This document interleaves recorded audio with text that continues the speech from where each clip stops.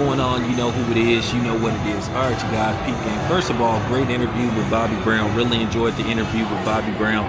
Bobby Brown touched on a variety of different things. And one thing I'm glad wasn't the vocal point of the interview was him bringing up Whitney Houston, because, you know, at the end of the day, Bobby Brown has a story to tell. He really doesn't have to include Whitney Houston.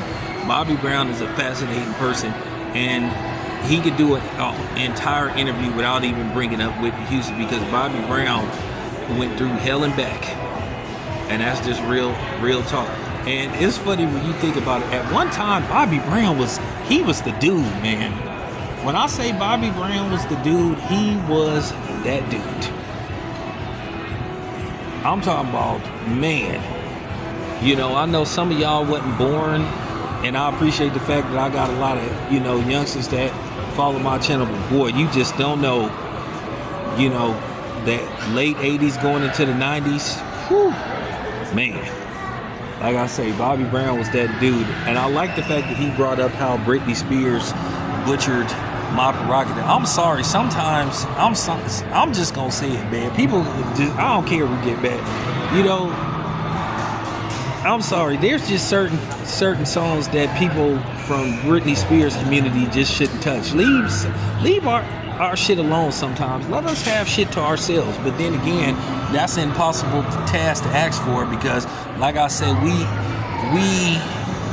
are the most obsessed and fixated on people on the planet.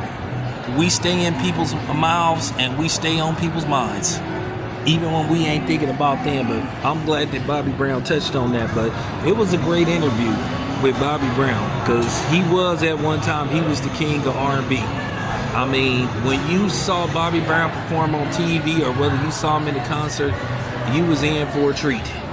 Singing, dancing, I'm talking about the whole shebang.